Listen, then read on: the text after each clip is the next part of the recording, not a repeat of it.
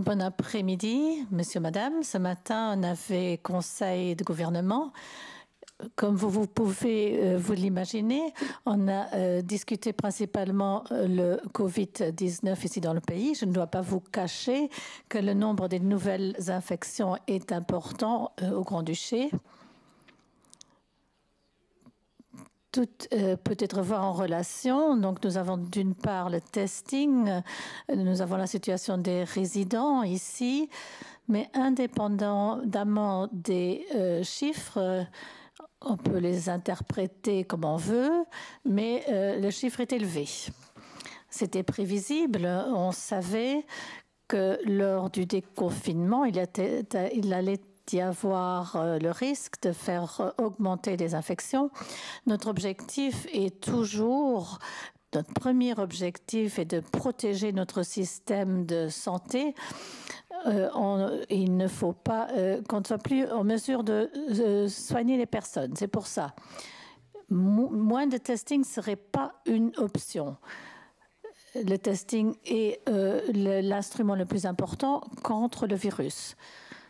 Il y a une hausse, mais ce qui est important, c'est que cette hausse n'est pas exponentielle. On ne veut pas que ça augmente. Donc, c'est une hausse linéaire, même si elle est élevée.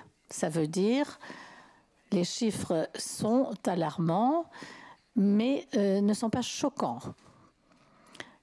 Il y a une série de mesures qui ont été prises suite à l'évolution des chiffres.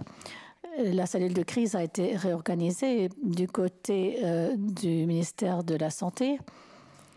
Et il y aura une répartition des tâches qui sera une répartition entre personnes qui sera donc publiée demain. Pour ce qui est de l'étranger, on sait qu'il s'agit d'un effort collectif de prendre contact avec leurs homologues à l'étranger. Chaque ministre va le faire pour expliquer la situation, pour faire en sorte de ne pas avoir rien que le chiffre. Il faut comparer ce chiffre avec d'autres pays, avec les autres pays, et il existe des explications et elles sont importantes.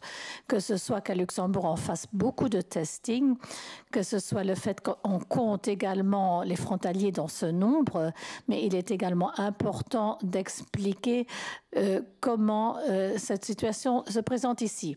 Que ce soit une communication du ministre de l'Extérieur, que ce soit la ministre de la Santé qui discute point de vue santé, que ce soit Madame Kahn qui discute au niveau de la grande région, ainsi que tous les autres ministres qui prennent contact avec leurs homologues à l'étranger pour s'échanger avec eux. Comme vous le savez, vendredi et samedi, j'aurai un Conseil européen. Je soulèverai ce point. Dans la situation présente, il est important de communiquer aux collègues qu'il y ait une solidarité européenne et que il faut quand même, on nous a dit de faire beaucoup de testing, donc il ne faut pas nous punir pour ça. Les prochaines mesures sera, donc, que va-t-on faire à l'avenir ? Tout ça dépend de l'évolution des chiffres.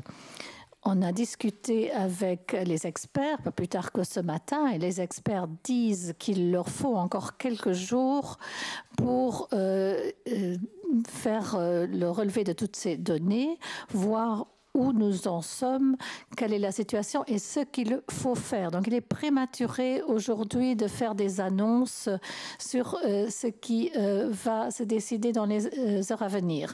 Demain, dans la Chambre, il y aura vote d'une nouvelle loi sur le Covid. Ce sont des premiers pas vers plus de restrictions. Je pense que ce sera un premier pas dans la lutte contre la pandémie. Il est également important de vous rappeler que les règles que nous avons, que les gestes barrières dont nous disposons sont toujours d'application, que ce soit dans le public quand on fait ses courses, que ce soit à la maison quand on accueille des personnes. Le risque de la transmission du virus n'est pas plus petit à l'intérieur de la maison que dans le public. C'est pour ça qu'il faut utiliser le geste barrière, la distance. Ce ne sont pas des actes de luxe, ce sont des actes de solidarité et de responsabilité. N'oublions pas, on avait l'impression que pour certaines personnes, le virus faisait partie du passé. Nous voyons aujourd'hui que le virus est toujours d'actualité, qu'il n'a pas disparu. Et c'est pour ça que les gestes barrières, il faut les respecter plus que jamais. Si les chiffres augmentent encore, s'ils devaient augmenter dans les jours qui viennent, j'ai déjà dit à mes collègues du gouvernement qu'alors dimanche, je vais convenir à un conseil du gouvernement ensemble avec les spécialistes pour définir les pas à venir, pour voir ce qui sera nécessaire si tel serait le cas. Mais nous pensons que les mesures qui seront acceptées demain seront déjà une première étape urgente. On parle tout le temps du testing. Je l'entends partout. Pourquoi tester autant de personnes? Ne faut-il pas tester moins de personnes? Alors les chiffres seraient moins élevés. Mais nous estimons que la stratégie de test est correcte. Il ne faut pas se laisser emporter. Il faut expliquer, il faut éduquer. Mais il ne faut pas mettre en jeu la santé de notre population parce que plusieurs pays nous considèrent comme étant un pays à risque. Ce serait mauvais signe. Chaque infection qu'on peut trouver, chaque chaîne qu'on peut interrompre, chaque transmission qu'on peut stopper a son importance. Et c'est pour ça que le testing à grande échelle est très, très important pour nous. Mais ce n'est pas seulement cette mesure. Vous savez, on teste énormément. Madame Lehnert vous expliquera le détail. Nous testons également des personnes qui ont des symptômes. Vous savez, dans certains pays, on ne teste uniquement s'il y a des symptômes ou des complications même.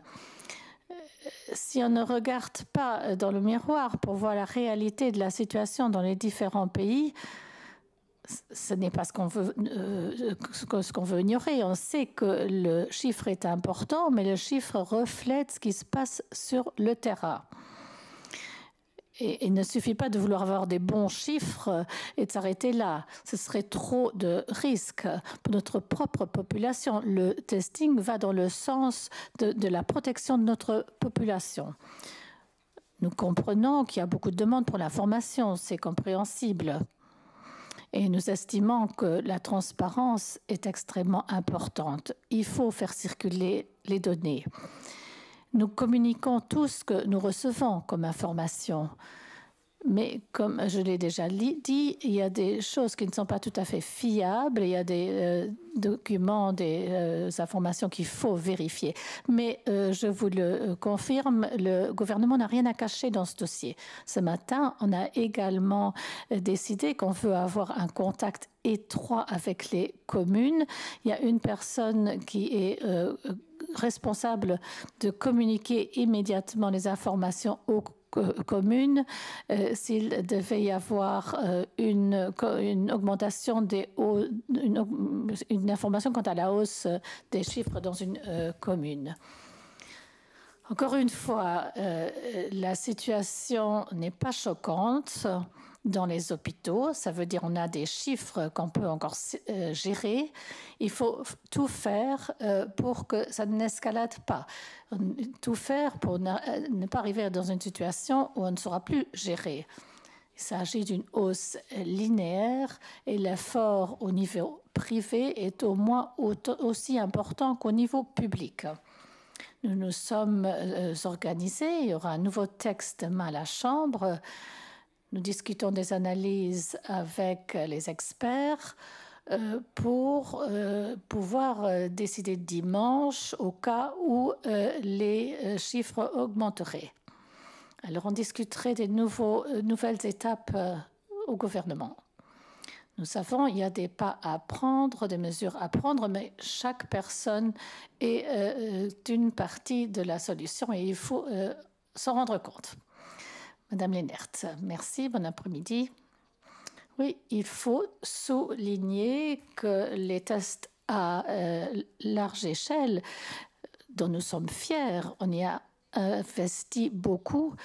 C'est la pierre angulaire de notre stratégie sur laquelle il faut construire. Cette stratégie de test nous a différenciés dès le départ de la crise de nos voisins.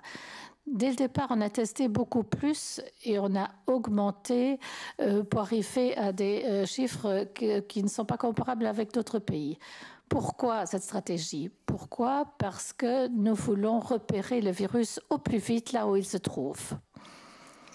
Ce que nous avons mis en place, c'est pour pouvoir tester rapidement.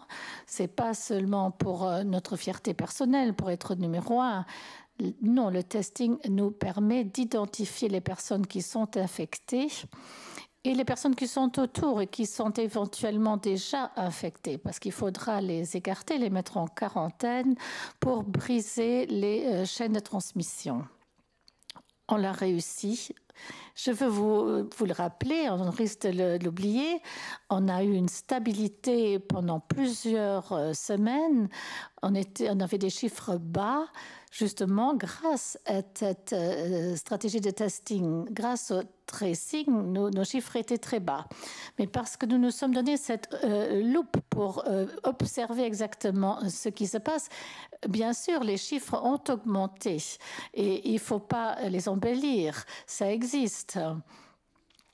On a de la chance parce que comparé à d'autres pays, nous avons une meilleure vue sur le détail de ce qui se passe à Luxembourg.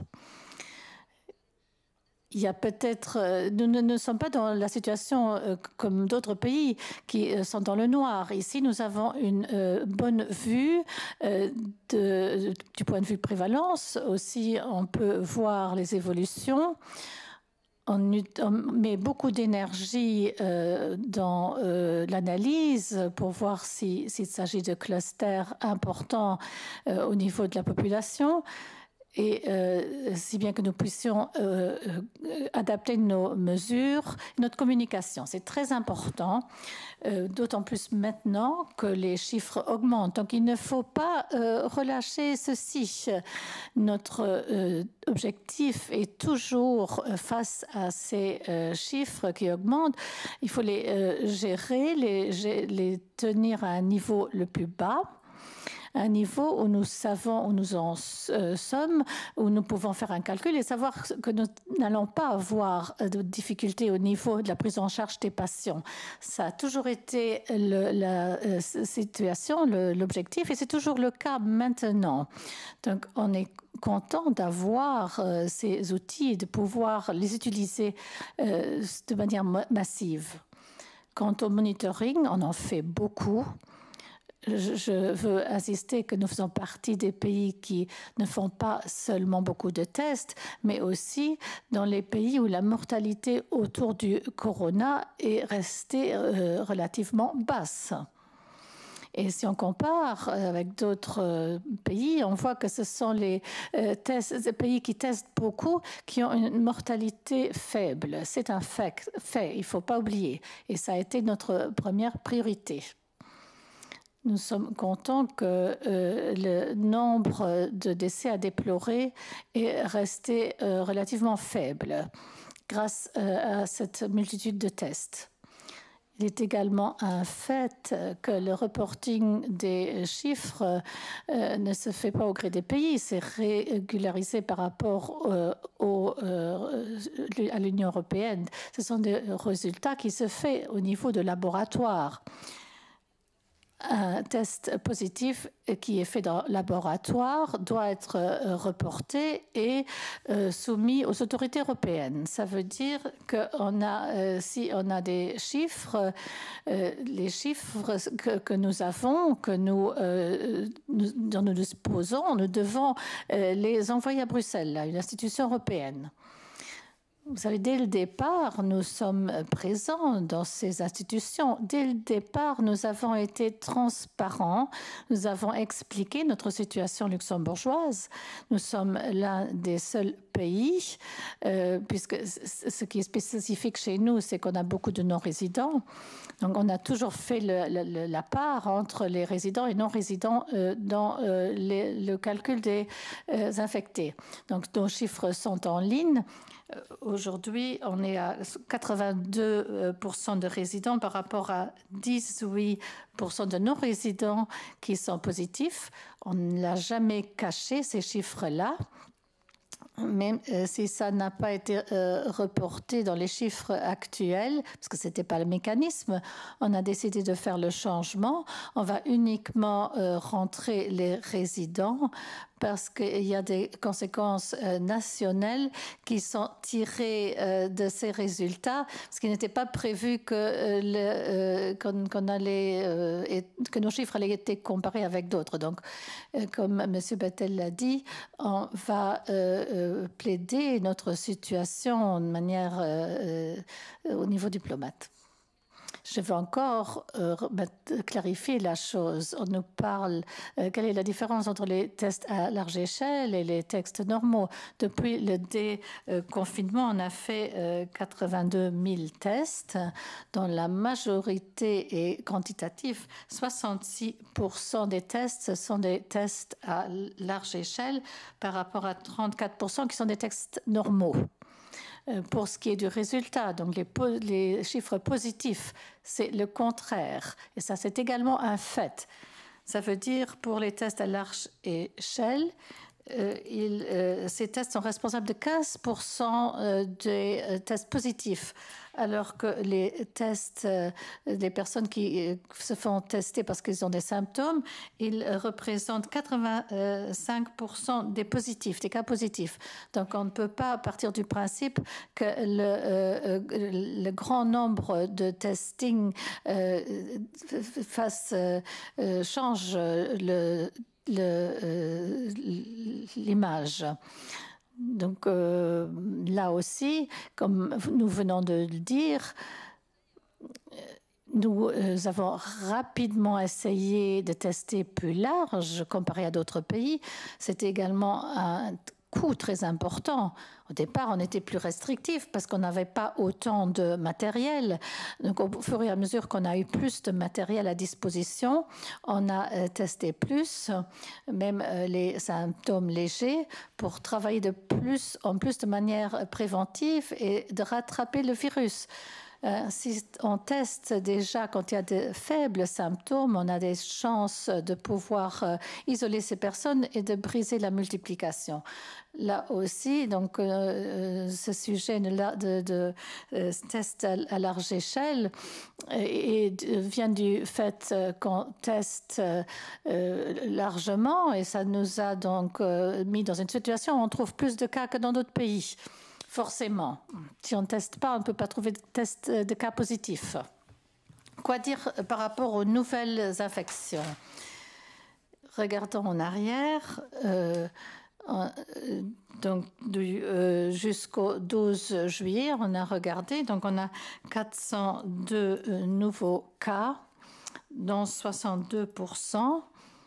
2/3 donc, qui proviennent des tests normaux chez les personnes symptomatiques. Et ce qui est intéressant, et c'est peut-être un petit élément positif pour aujourd'hui, dans un contexte plutôt alarmant, pour ces nouvelles infections de la semaine dernière, on avait 41% de personnes qui avaient déjà été en quarantaine. Donc, vous voyez que tout le testing fait de l'effet. Beaucoup de personnes ont été en quarantaine, elles l'ont respecté, et je vous dis que c'est très important. Et là, ça n'a pas continuer et propager le virus. Et c'est là le but. Les personnes qui sont éventuellement infectées, il faut les écarter pour limiter la propagation. Nous avons toujours une moyenne d'âge qui est limitée, 35 ans, plutôt des jeunes qui s'infectent. C'est parlant. Si on fait une projection sur d'éventuelles hospitalisations, c'est plutôt peu inquiétant parce que ces personnes n'ont pas un grand risque de finir à l'hôpital. Toutefois, il faut de nouveau un peu de patience. Ces personnes ont eu beaucoup de contacts. L'année dernière, on a fait 2000 contacts d'identifiés. Cette semaine, on a de nouveau dépassé légèrement la frontière de 2000. Donc, il faut faire une analyse qu'on pense faire jusqu'à la fin de la semaine où on regarde en détail la structure d'âge. Parce que c'est important. Si les jeunes avaient plutôt du contact avec d'autres jeunes, alors le risque est moins élevé que s'ils avaient beaucoup de contact avec la famille, avec des personnes plus élevées, plus âgées. Ça dépend également où ils travaillent. Donc nous n'avons pas encore une vue très transparente sur qui sont ces personnes. Mais on a en place un programme de monitoring. Et nous avons une situation, donc beaucoup de pays n'ont pas ce genre de données, n'ont pas ce genre de moyens, donc pas de répartition selon des catégories d'âge. Donc nous pouvons être confiants d'utiliser notre monitoring et de pouvoir faire des projections sur base des contacts réels et de pouvoir voir les projections sur les hôpitaux. Je ne vous cache pas qu'avec ces 2 fois 2000 contacts, on a eu un gros défi, le plus gros sur les dernières semaines. Il y a eu des coups de fil pendant des heures et des heures et des heures, donc c'est une priorité pour nous. J'ai dit il faut appeler de manière prioritaire parce que si il y a un retard, ce retard va faire des vagues. Donc si on ne fait pas les coups de fil à temps, donc les contacts seront isolés que plus tard. Donc on a vraiment ramé énormément. Et hier soir, enfin, on a rattrapé nos retards et on a la situation en main. Mais c'est un très gros défi. Et c'est pour ça que je me permets de remercier l'équipe vraiment de tout cœur, parce que cette équipe a fourni un travail très fatigant. Et vous savez, ces conversations sont très sensibles, surtout quand la personne est positive. Donc, au point de vue psychologique, il faut expliquer. Tout le monde n'a pas assimilé ça. Donc, les explications sont très importantes. Nous avions également un laboratoire qui n'a pas pu travailler pendant le week-end, faute de personnel. Il y a peut-être des personnes qui sont malades ou en quarantaine. Ou, là aussi, nous faisons en sorte d'utiliser les capacités dont nous disposons. Nous discutons avec les laboratoires pour voir pour faire en sorte que tout soit traité de manière prioritaire, donc que les tests de diagnostic se fassent de manière prioritaire. En général, les résultats viennent dans les 24 heures. Pas toujours, mais c'est ce que nous visons. C'est dans le but de donner de la clarté aux personnes qui sont testées positives. Nous travaillons également sur nos données. Je vous l'ai expliqué la semaine dernière. On reçoit d'abord l'information qu'une personne est positive, puis nous travaillons avec ces données. On nous donne des informations sur les appels téléphoniques. On répercute ces informations aux chercheurs qui les mettent, qui les saisissent. Donc là, il faut travailler sur ces données. Il faut enlever les données personnelles. Les données sont pseudonymisées pour pouvoir les rentrer dans les modèles. Pas plus tard que ce matin, de la part du groupe, nous avons reçu une nouvelle situation disponible fin de la matinée. Je ne l'ai pas encore regardée en détail. Je vais le faire sans tarder. Donc tout le monde peut y accéder. C'est très important d'avoir ces informations pour pouvoir compléter ces informations avec les nouvelles informations pour avoir une très bonne vue de la situation pendant le week-end. Et qu'à ce moment-là, on pourra évaluer si il faudra mettre en valeur d'autres mesures supplémentaires ou pas. Donc, il est un peu prématuré, mais il est prévu qu'on s'y penche. Pour le reste du détail, nous n'avons pas identifié d'autres clusters spécifiques. Il y a un certain nombre d'entreprises, mais rien d'inquiétant. Il y a certaines entreprises où il y a plus de 5 cas, mais rien qu'en plus géré. En majorité, le contexte privé est source de contamination. Il y a des faits, mais on nous donne des renseignements. On ne sait uniquement ce que les gens nous disent.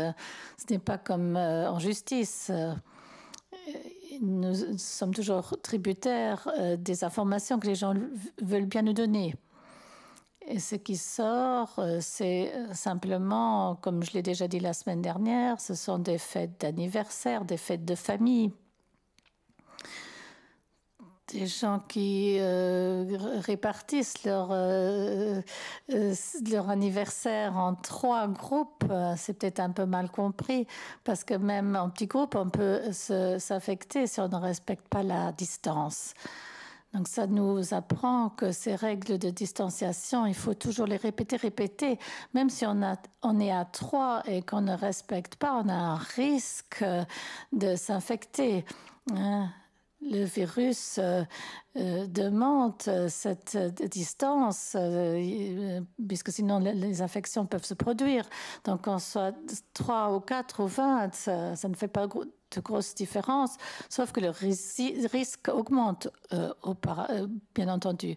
C'est pas toujours très bien compris. Les gens pensent des fois que si on n'est pas nombreux, il y a moins de risques. Si, il faut être conscient qu'il faut que même en petit comité, en privé, il y a des risques, puisqu'il faut donc garder ses distances.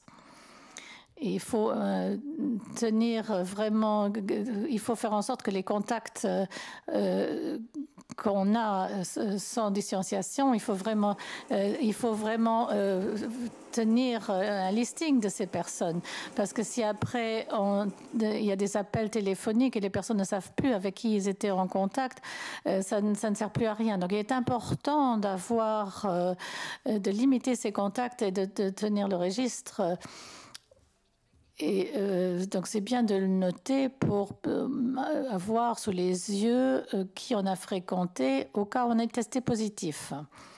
Et ceci pour donner des données fiables aux autorités, pour voir qui pourrait être potentiellement affecté.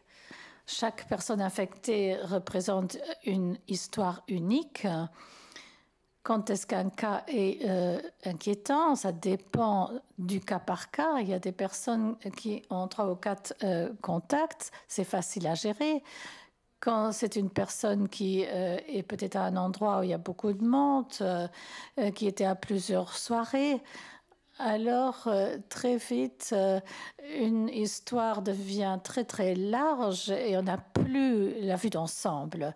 Donc il importe à chacun de tenir à l'œil sa propre situation. Cette situation n'est pas terminée, ce n'est qu'en faisant attention toutes et toutes qu'on peut arriver à gérer la situation. J'insiste, les contacts privés, c'est ce qui est dominant ici. Donc il n'y a pas vraiment une seule tendance, c'est hétéroclite. Ce n'est pas une partie de la société par rapport à une autre. Ce n'est pas particulièrement au travail, ce n'est pas particulièrement dans les maisons de retraite ou dans les écoles. Dans la majorité des cas, il faut chercher les causes dans le privé, ce qui n'empêche pas que de là, le virus se propage là où la personne se rend. Si c'est une personne qui travaille dans une maison de retraite, il y a un risque que le virus aille dans la maison de repos. Si c'est des personnes soignantes, il y a un risque que le virus aille dans les hôpitaux.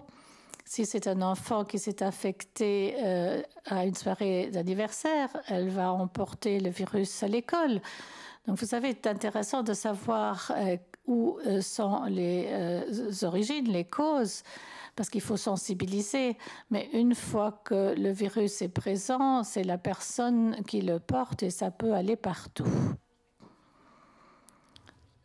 Quant aux communications, ça s'est communiqué depuis la semaine dernière. On a 5 communications où des personnes habitent vraiment sur un petit ensemble, un petit petite surface. Donc, généralement, par rapport au contrôle, la loi du 25 juin a donné la possibilité de donner des amendes. Il y a beaucoup de contrôles qui ont été faits. J'ai en fait prononcé 23 amendes. C'est dans le domaine de l'ORESCA où on a fait ces contrôles. En principe, on est à 250 € par personne. Personne qui n'est pas assis là où il le faut. On va jusqu'à un maximum de 4 000. Quand c'est la première fois, on en a eu 4 des cas à 4 000. Et quand il s'agit de récidive, quand c'est pour la deuxième fois qu'une société se fait contrôler et n'est pas conforme, ça peut monter jusqu'à 8 000 €. Et je dois vous dire, dans le contexte ici, je n'ai pas hésité à le faire. Donc, tous ceux qui ont récidivé, c'est 6 sur 23, ils ont tout de suite eu l'amende de 8 000. Donc, nous espérons que le message est compris parce que ce sont des montants qui font mal.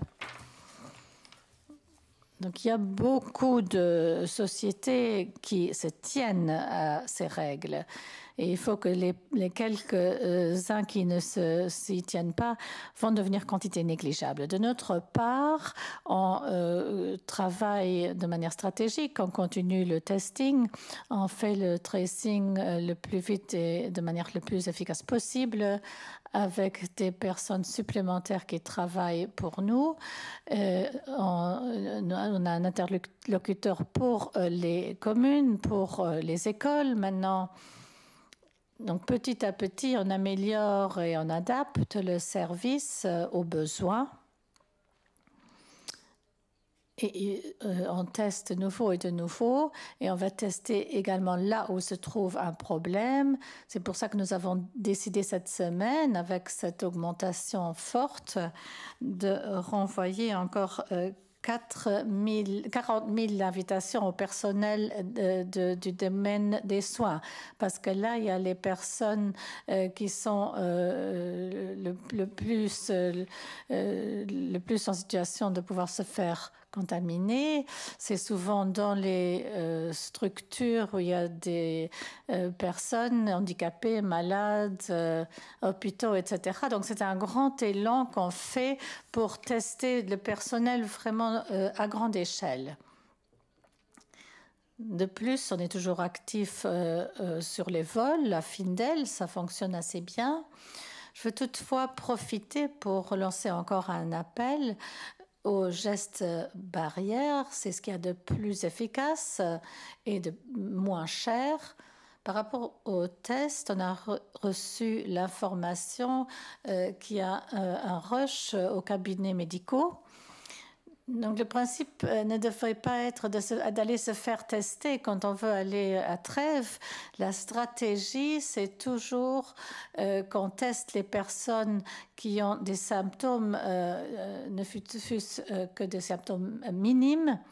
Donc, il n'est pas prévu que les testings se fassent à convenance personnelle. C'est soit dans le domaine du large-scale testing, à large échelle, où les personnes reçoivent une convocation. Le reste encore possible.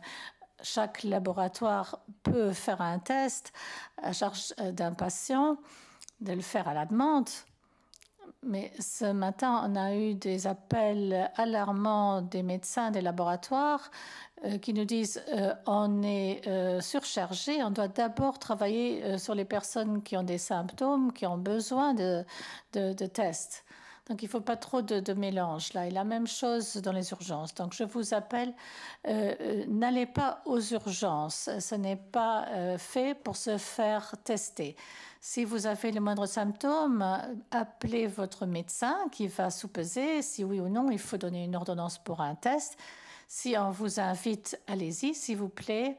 Beaucoup d'invitations ont été envoyées et ça va continuer parce que nous y croyons. Mais ne faites pas massivement des tests de manière préventive pour passer la frontière. Ce n'est pas le bon moyen. Nous savons qu'il y a des problèmes qui se causent maintenant. Par exemple, les frontaliers n'ont pas besoin de tests récents. Maintenant, il y a par exemple il y a une société qui a des gens qui doivent travailler à l'étranger, donc on va leur donner une ordonnance, donc il y aura une contrainte professionnelle dans ce cas-ci. Donc dans ce genre de cas, on trouve des solutions, mais pas tout le monde doit aller chez les médecins demander une ordonnance parce que ceci va surcharger les services et ce n'est pas le but. Demain sera un nouveau moment, une fois si la loi est votée. Mais je veux toujours souligner que les mesures sont très larges sur le ranking international. On mesure le caractère contraignant sur une échelle de 0 à 100. Et là, pour le moment, nous nous trouvons parmi ceux qui testent le plus large, 24,7. La Suisse se situe à 37,4, l'Allemagne 39, la France 52, sur l'échelle, les Pays-Bas 39, la Suède 40, donc beaucoup plus contraignant que Luxembourg. Et en Belgique, l'échelle est à 46 points, donc encore plus restrictif que ce n'est le cas ici au Grand-Duché. C'est une discussion qui se fait. Nos mesures sont extrêmement libérales pour ce genre de situation de Covid et pas très contraignantes. Donc c'est pour ça que nous espérons que notre stratégie, avec les informations qui sortent, que peut-être que les gens, suite à ces semaines plus calmes, n'ont pas bien compris la situation et prennent conscience maintenant qu'il faut respecter les gestes barrières. Ce n'est pas demander beaucoup, c'est un petit effort de tout un chacun et c'est ça qui va nous aider à réussir. Voilà, de mon côté, c'est tout.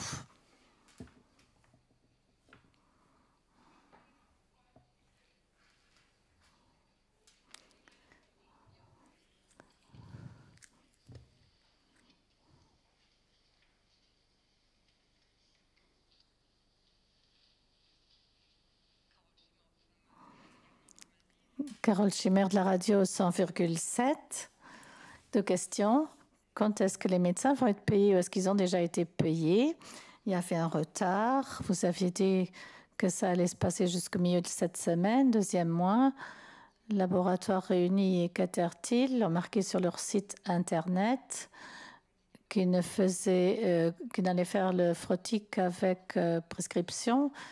Analyse de sang, c'est une chose pour les anticorps, mais il y a des gens qui veulent partir en vacances, qui ont déjà réservé et qui ont besoin d'un tel test, pas plus vieux que 48 heures, par exemple en Turquie. Comment faire alors?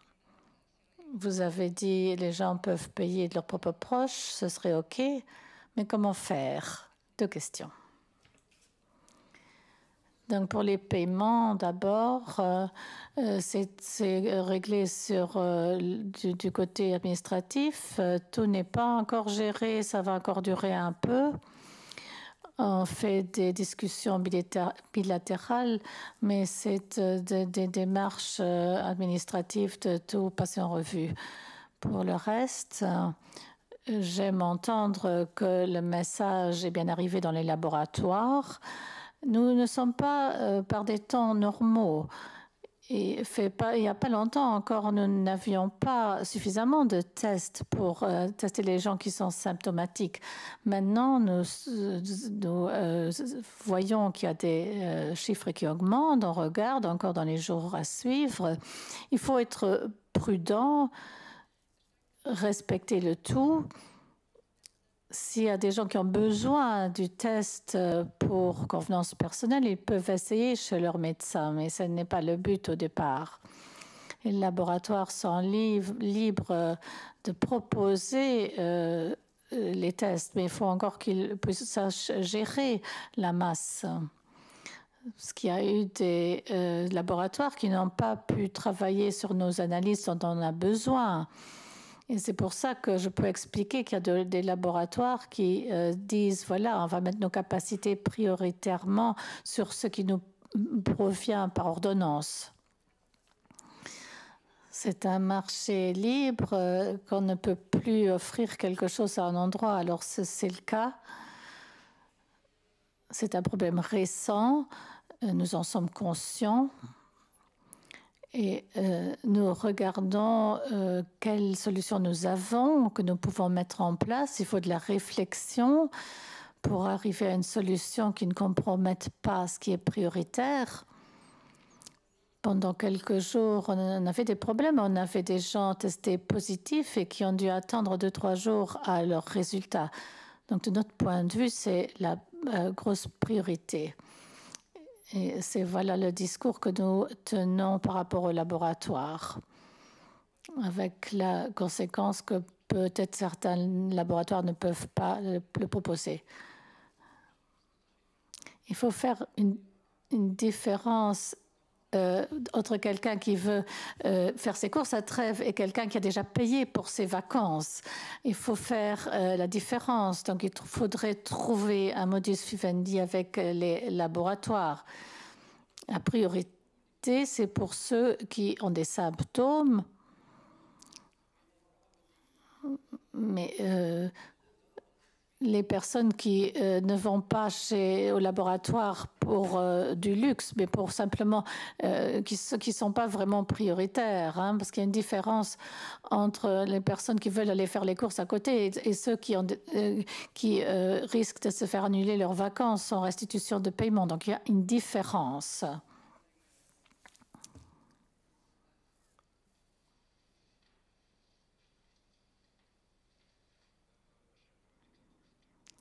Le Tageblatt, une question quant au cluster. Un petit temps, on nous a dit le problème, c'est les grandes fêtes, puis on nous dit c'est les petites fêtes, c'est les colocations.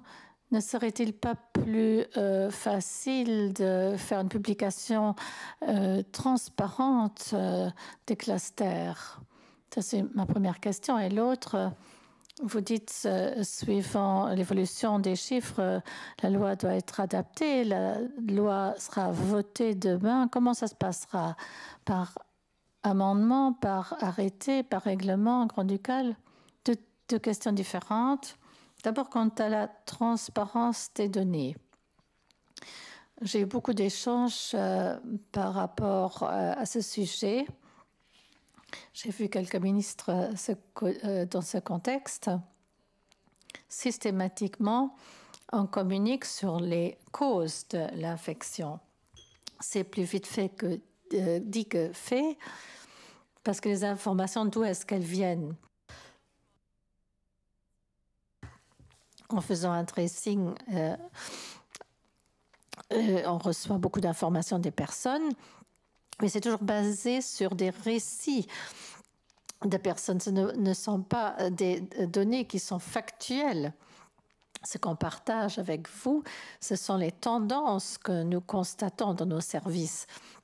Mais ne sont pas les données qu'on peut appeler que le nombre de tests qui nous parviennent. On peut répartir par catégorie d'âge, etc. On peut parler de manière communale, géographique. Là, ce sont des données stables, alors que par rapport à ce que les gens racontent au téléphone, aux agents, ce n'est pas quelque chose qui est facile à utiliser de manière statistique, si bien qu'il n'est pas possible de faire une communication transparente tous les jours. Vous savez, on nous dit la personne est positive. Dans les autres pays, on ne publie que ça, positif. Éventuellement une répartition par genre. Ici, on fait encore le résident, non résident, les catégories par âge. Mais l'histoire de chaque cas affecté, il est très difficile de mettre ça dans des statistiques. Hein. nous vous communiquons les tendances chaque semaine. On s'est engagé à le faire chaque semaine. Donc, je vous donne une idée. Donc, une chose n'empêche pas l'autre. On vous a donné l'exemple de ces grandes fêtes. Il y en a certainement encore maintenant. Mais pour le moment, on entend d'autres stories, d'autres histoires, des plus petits groupes. Ça ne veut pas dire qu'il n'y a plus de grandes fêtes, mais je ne peux vous répercuter que ce qui est dit chez nous. Il y avait les contextes spécifiques, je vous les donne. École, maison de retraite. On n'a pas les tout derniers chiffres parce que ça prend du temps. On va être transparent par rapport au niveau géographique également. On va parler des maisons de retraite. On a eu 7 nouveaux cas la dernière semaine. On va communiquer là-dessus. Et puis, donc, on élabore des tendances suite aux discussions avec les personnes. J'avais oublié avant, on a encore un autre indicateur à côté des tests, c'est celui des installations d'épuration d'eau. On peut le constater. D'après la dernière analyse, les chiffres semblent être plus optimistes. Donc ça, c'est un projet de recherche qu'on améliore. On veut arriver à voir des statistiques, des résultats hebdomadaires. C'est important.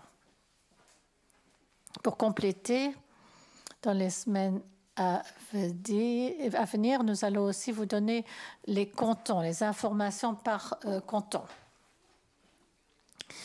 Et nous avons un contact direct, nous allons avoir un contact direct avec les bourgmestres.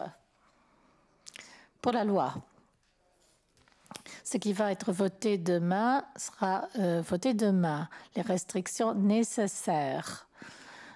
Vu les chiffres que nous avons, c'est vraiment très nécessaire. Mais je ne peux pas prévoir ce qui va venir. Juste dimanche, on va rencontrer les spécialistes, on va les entendre et si nécessaire, il y aura des amendements.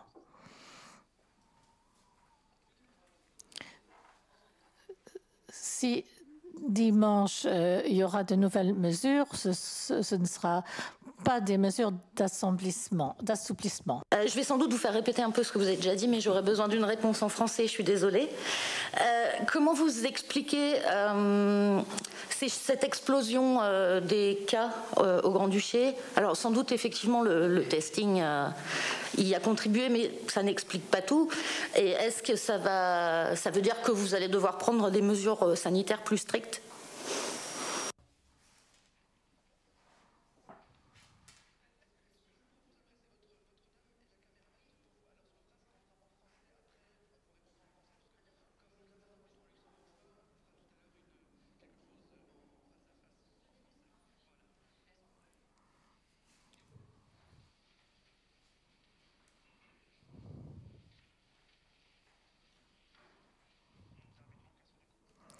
Quotidien. Question de précision à la ministre de la Santé pour les amendes, les 23. Est-ce que ça concerne les sociétés ou les clients aussi? Non. Ce sont les sociétés. Ce que je voulais dire, c'est qu'on se donne une directive, une marge de manœuvre. Et par rapport à l'obligation de s'asseoir, il y a donc 250 € par client que la société doit payer. Question de précision par rapport aux frontières, avec l'Allemagne d'abord. Donc la Rhénanie ne permet pas des courts séjours. Les nouvelles qu'on a reçues de la Rhénanie, Westphalie et de Saarbrück Monsieur Hasselborn a eu des contacts avec les responsables, également avec les ministres présidents du Land de la Sarre au cours des 24 dernières heures. D'abord, on a dit qu'on n'allait rien fermer, puis on a dit qu'on allait fermer. Donc, on a eu des informations contradictoires. Vous voyez, hier aussi, on annonce quelque chose, puis on envoie un rectificatif. Il semble, d'après ma dernière information, c'est que une excursion en Allemagne ne serait plus possible, sauf pour les frontaliers, sauf pour les familles recomposées. Il y a une série de listes. Donc j'ai vu ça sur une news push juste avant de venir. Donc chaque année, la situation, chaque heure, la situation change. On nous a promis de ne pas fermer les frontières, que les frontaliers peuvent encore rentrer. C'est pour ça qu'il est dit que si on a un test de moins de 24 heures, on peut aller en Allemagne, mais c'est une discussion qu'on doit avoir avec les laboratoires. Donc les gens qui ont une ordonnance sont testés prioritairement. Et la deuxième priorité, c'est pour les gens qui risquent d'avoir une annulation de leurs vacances faute de test. Les nouvelles fonctionnent quelquefois mal. Des fois, je reçois les informations plutôt de la presse. Donc, en Belgique, on parle de quarantaine. Dans quelle mesure ça concerne les frontaliers? Est-ce que ça concerne aussi les luxembourgeois qui vont en Belgique? On nous a dit que la Belgique n'a pas classé le Luxembourg comme dans la zone rouge, sinon on n'aurait pas pu y aller, mais orange. Donc il y a un conseil de sécurité aujourd'hui en Belgique. Il y a des discussions sur le Grand-Duché, sur notre position, sur les frontaliers. C'est pour ça que j'attends jusqu'à ce soir pour avoir le résultat du gouvernement belge. Ils nous considèrent comme orange, mais il faut chaque fois qu'on explique les spécificités du Luxembourg. En Allemagne, il existe aussi un conseil scientifique qui donne des recommandations. Donc, il est difficile de prendre une décision contraire une fois que le conseil scientifique a donné son point de vue. Question quant à la terminologie. Est-ce qu'on parle d'une deuxième vague? Dans un rapport, c'est marqué qu'il y a les indications d'une deuxième vague. Est-ce que vous partagez cette estimation ou pas? Deuxième question. Pour le tracing, est-ce qu'on y travaille? Quand est-ce qu'on utilise le tracing? Donc, on parle d'application. Donc, on vous a parlé qu'on va continuer toujours dans le testing. Les chiffres augmentent. On travaille avec l'Institut Robert Koch pour voir si nécessaire, on pourrait l'appliquer. Mais il faut arrêter de faire en sorte de faire comme si une application serait un moyen miracle pour tout régler. Madame la ministre l'a dit, nous avons un tracing analogique, ça ne peut pas se remplacer. Le reste, ce serait complémentaire. Ce n'est pas si on avait une application qu'on n'aurait plus besoin d'un tracing. Il y a des discussions, il y a un groupe de travail, on ne l'a pas caché pour voir comment ça va évoluer. On a toujours dit, on ne va pas l'écarter qu'un jour il y aura une app, mais pour le moment, Madame Lehnert l'a dit, elle a travaillé jusqu'à 11 heures du soir pour faire le traçage analogue et le digital ne pourra jamais le remplacer.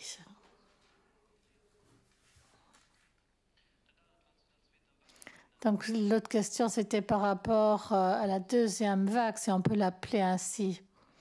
C'est une décision, une discussion sans fin. Une vague, c'est comme ça et on augmente. On ne sait pas si ça va être une grande vague ou pas. On le sait uniquement si la vague effectivement fait une boucle. Alors on pourra savoir si c'était une petite vaguelette ou une grande vague. On ne le sait pas à l'avance. Vous avez vu les projections de ce matin. On vous donnera encore des précisions sur la typologie des contacts pour davantage de précisions d'ici la fin de la semaine, mais il s'agit toujours que de projections. La vague est claire. Quand elle commence à se briser, alors on saura qu'elle n'augmente plus.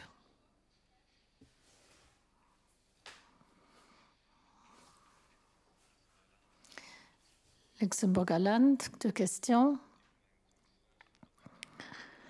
Je reformule une ancienne question. 200 cas par jour, si ça devait être le cas, est-ce que vous aurez alors une application qui serait prête dans le tiroir?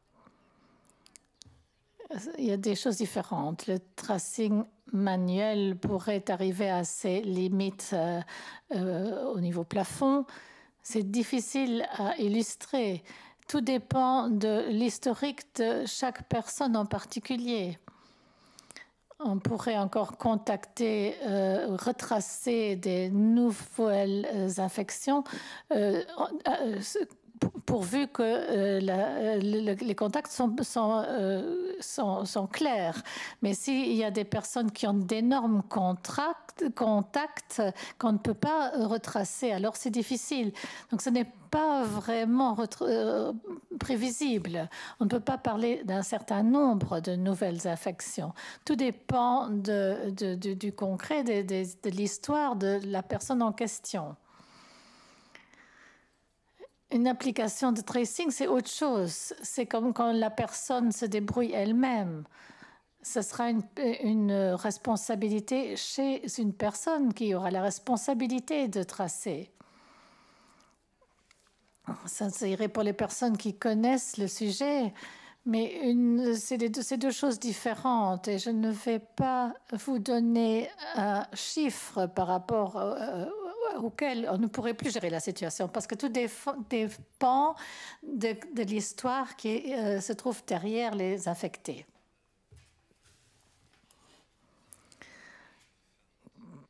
Combien de personnes testées positives qui sont trouvées sur base du contact tracing des personnes donc identifiées dans le testing à grande échelle. Donc, est-ce qu'il y a des infections cachées? Pas encore. En tout, les positifs qui ressortent du testing à grande échelle s'élèvent à 15%. Et alors, ceux qui étaient en quarantaine, c'est 40% des nouvelles infections.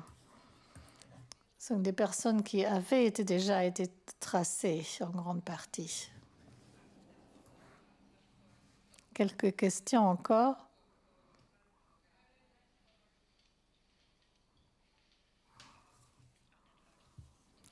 Le vote.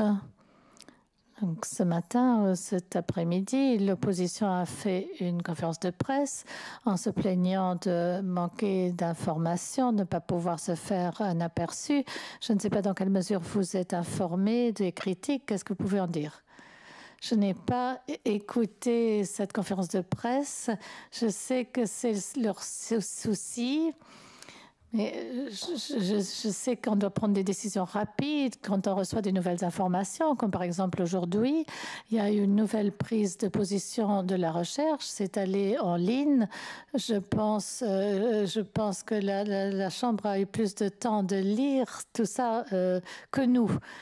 On partage les informations dont nous disposons rapidement, le plus vite. Ce sont des informations open source. Nous ne faisons pas de rétention. Il n'y a pas, ce n'est pas le cas qu'on ait des statistiques qu'on ne voudrait pas partager. Nous avons trouvé notre mode pour avancer et une fois par semaine, on fait une situation pour voir ce qu'on a vu sur le terrain. Les chiffres que nous donnons, ce sont les chiffres dont nous disposons, répartis comme on l'a pu. Donc, on a beaucoup plus de précision que dans nos pays voisins. Eux, ils n'en ont pas en détail. Donc, je dois encore me plonger dans leurs critiques pour le reste. Petite question. Il avait aussi dit qu'il allait y avoir des répartitions par commune. Maintenant, vous parlez de cantons. Est-ce que pour les communes, c'est toujours d'actualité? On a regardé un peu comment l'étranger s'y prend. Il y a du pour et du contre. On a des petites communes. Donc, en Allemagne, vous avez aussi des répartitions jusqu'au Kreis. Ici, je pense qu'en répartissant par canton, c'est pas mal pour notre pays. Nous avons des petits chiffres ici. Donc, ça ne dit pas grand-chose sur une échelle granulaire. Je pense que c'était aussi ce que pensait le Civicol, qu'il y a assez de transparence par rapport au virus dans le pays. Je pense qu'en Belgique, on ne fait que la répartition entre Bruxelles, Wallonie et la Flandre. Dans les autres pays, c'est un peu plus large. La radio, vous dites que c'est avant tout des jeunes qui s'infectent, mais le nombre de personnes hospitalisées a augmenté. Est-ce que vous avez des informations sur les personnes hospitalisées? On ne dispose pas encore de davantage de détails. Il y a des comités comme dans l'opposition qui a eu des questions. Comment faire en sorte de contrôler si ce qui fait dans le privé, la police ne peut pas rentrer chez les personnes? Comment transposer les restrictions dans le privé? Est-ce qu'il y a un appel? Est-ce que ça marche sur dénonciation si mes voisins invitent des personnes? Pour ce qui concerne les droits de la police, non, ce n'est pas mis en question par les lois de Covid. S'il y a une infection derrière porte close, il y a des limites pour la police de rentrer ou non. Et ces limites ne sont pas remises en question par la loi Covid. On peut se poser des questions. Est-ce que ça vaut la peine de mettre des choses dans une loi qu'on ne peut pas contrôler? Par exemple, la violence conjugale est aussi interdite, mais on ne peut pas la contrôler plus que ceci. Mais ce n'est pas une raison pour ne pas dire clairement dans la loi qu'on ne peut pas le faire. La plupart des gens se tiennent aux lois. Et quand quelque chose est réglé par loi, ça a quand même un certain poids. Ce n'est pas spécifique pour cette situation de Covid. C'est une règle générale de notre société. Rien n'est remis en question. Une autre question encore. Vous avez parlé beaucoup de la situation ici avec les testings à grande échelle. Est-ce que je comprends bien que vous partez du principe que les chiffres ne sont pas exceptionnels si on le regarde d'une autre manière? Ou est-ce que quand même il y a des chiffres plus élevés si on compare avec d'autres pays? La comparaison avec d'autres pays est difficile parce qu'on ne connaît pas les mêmes chiffres des autres pays. Pour nous, pour notre pays, c'est inquiétant, c'est sûr. On a testé pendant des semaines. Au début du déconfinement, ça n'a pas augmenté, mais maintenant ça augmente. Ça a augmenté. On n'invente pas nos chiffres. C'est bien qu'il est très difficile de comparer parce que notre stratégie de test est différente des autres pays. Et on n'a pas de boule de cristal. on a la chance de savoir plus en détail, de savoir ce qui se passe sur notre territoire. Donc c'est pour ça qu'il est très difficile de faire une autre déclaration. Mais c'est inquiétant, l'évolution de la courbe ces dernières semaines.